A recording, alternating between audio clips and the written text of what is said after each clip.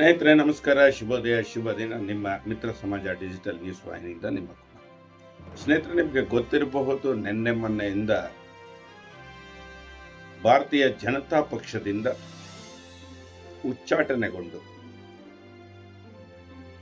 ಒಂದು ರೀತಿ ಮಾನಸಿಕ ಅಸ್ವಸ್ಥನಂತೆ ವರ್ತಿಸ್ತಿರುವ ಯತ್ನಾಳ್, ಸಿಕ್ಕಾಬಟ್ಟೆ ಒಂದು ರೀತಿ ಮಾನಸಿಕ ಅಸ್ವಸ್ಥತೆಯಿಂದ ಬಳಲುತ್ತಿರುವ ಯತ್ನಾಳ್ ಕೇವಲ ತನ್ನ ಪಕ್ಷದವರ ಮೇಲೆ ಅಲ್ಲ, ಎಲ್ಲರ ಮೇಲೆ ಮಾನಸಿಕ ಅಸ್ವಸ್ಥನಂತೆ ವರ್ತಿಸ್ತಾ ಇದ್ರು. ಅದರ ಹಿನ್ನೆಲೆಯಲ್ಲಿ ಇತ್ತೀಚೆಗೆ ಕಾಶಪ್ಪನವರು ಮತ್ತು ಶಿವಾನಂದ ಪಾಟೀಲ್ ಇವರ ವಿರುದ್ಧ ಹರಿಹಾಯ್ದು, ನೀವು ನಿಮ್ಮ ಅಪ್ಪನಿಗೆ ಹುಟ್ಟಿದ್ದರೆ ಇದೇ ಶುಕ್ರವಾರದ ಒಳಗೆ, ಅಂದರೆ ದಿನಾಂಕ 2/5/2025 ಒಳಗೆ ನೀವು ರಾಜೀನಾಮೆ ನೀಡಿ ಚುನಾವಣೆಗೆ ಬನ್ನಿ. ನಾನು ರಾಜೀನಾಮೆ ನೀಡಿ ಚುನಾವಣೆಗೆ ನಿಮ್ಮ ವಿರುದ್ಧ ಸ್ಪರ್ಧಿಸಿ ಗೆಲ್ತೀನಿ ಅಂತ ಹಿಂದೂ ಹುಲಿ, ಅಂದ್ರೆ ಪೇಪರ್ ಹುಲಿನೇ ಅಂತ ಅನ್ಬೋದು. ಯಾಕಂದ್ರೆ ಕೊಟ್ಟ ಮಾತು, ಹೇಳಿದ ಮಾತು ಯಾವತ್ತೂ ಅವ್ರು ನಡೆಸ್ಕೊಂಡಿಲ್ಲ. ಇದುವರೆಗೂ ಭಾರತೀಯ ಜನತಾ ಪಕ್ಷದ ಶಾಸಕರಾಗಿ ಹಿಂದುತ್ವದ ಹೆಸರು ಹೇಳಿ ಅವರು ಗೆದ್ದು ತಮ್ಮ ಏನು ಬೇಳೆಕಾಳು ಬೇಯಿಸ್ಕೊತಾ ಇದ್ರು, ಭಾರತೀಯ ಜನತಾ ಪಕ್ಷ ಅವ್ರನ್ನ 6 ವರ್ಷ ಅಮಾನತ್ನಲ್ಲಿಡ್ತು. ನಂತರದಲ್ಲಿ ಇವರು ಮಾನಸಿಕ ಅಸ್ವಸ್ಥರಂತೆ ವರ್ತಿಸ್ತಾ ಇದ್ರು.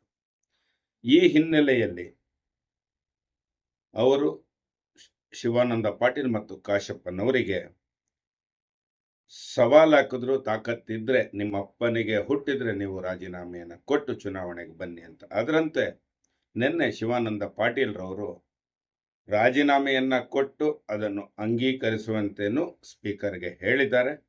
ಅವರಂತೆ ನಾನು ಕೊಟ್ಟಿದ್ದೀನಪ್ಪ, ನೀನು ಬಂದು ರಾಜೀನಾಮೆಯನ್ನು ಕೊಟ್ಟು ಚುನಾವಣೆ ಎದುರಿಸೋಣ ಅಂತ ಆಹ್ವಾನವನ್ನು ಕೊಟ್ಟಿದ್ದಾರೆ.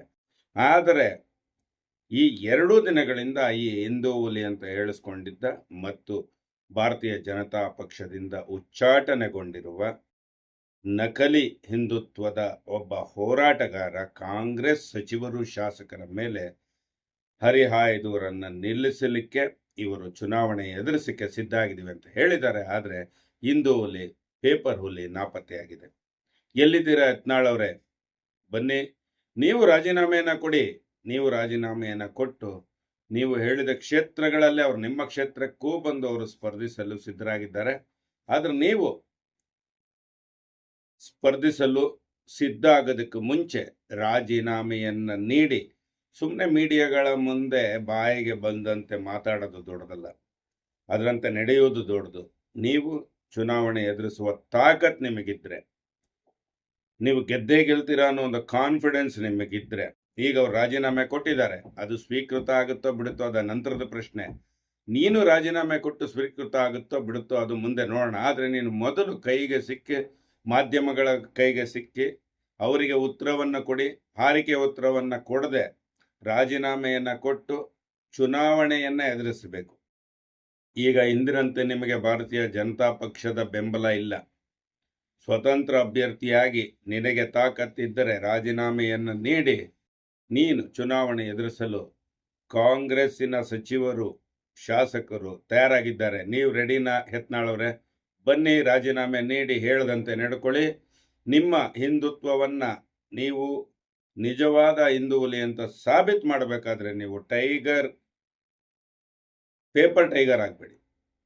ನೀವು ಹೇಳಿದ್ದನ್ನು ನಡೆಸಿಕೊಡುವ ನಿಟ್ಟಿನಲ್ಲಿ ನಿಮ್ಮ ಹಿಂಬಾಲಕರೆಲ್ಲ ಈಗ ಮೊದಲಿನಂತ BJPಯಲ್ಲಿದ್ದಂಗೆ ಇವಾಗ ಯಾರು ನಮಗೆ ಗೊತ್ತಿರೋ ಮಟ್ಟಿಗೆ ನೀವು ಚುನಾವಣೆಯಲ್ಲಿ ರಾಜೀನಾಮೆ ನೀಡಿದ್ರೆ ಭಾರತೀಯ ಜನತಾ ಪಕ್ಷವೂ ಇಲ್ಲ ನಿಮ್ಮಿಂದ ಈಗ.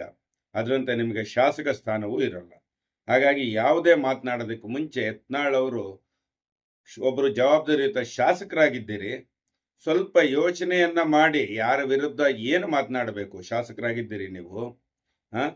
ಈ ನಿಮ್ಮ ಜಿಲ್ಲೆಯಲ್ಲಿ ಗೆದ್ದಂತಹ ಒಬ್ಬರೇ BJPಯ 7 ಕ್ಷೇತ್ರಗಳಲ್ಲಿ 1 ಕ್ಷೇತ್ರದಲ್ಲಿ BJP ಗೆದ್ದು ಉಳಿದೆಲ್ಲ ಕಾಂಗ್ರೆಸ್ ಗೆದ್ದಿದೆ, ನೆನ್ಪಿಟ್ಕೊಳ್ಳಿ.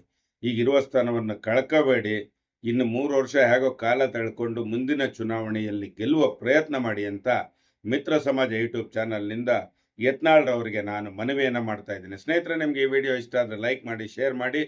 ಇಂತಹ ನಮ್ಮ ಚಾನಲ್ಗೆ ಇಂಥ ವಿಡಿಯೋಗಳನ್ನ ಸಬ್ಸ್ಕ್ರೈಬ್ ಮಾಡಿ, ಸಹಕರಿಸಿ.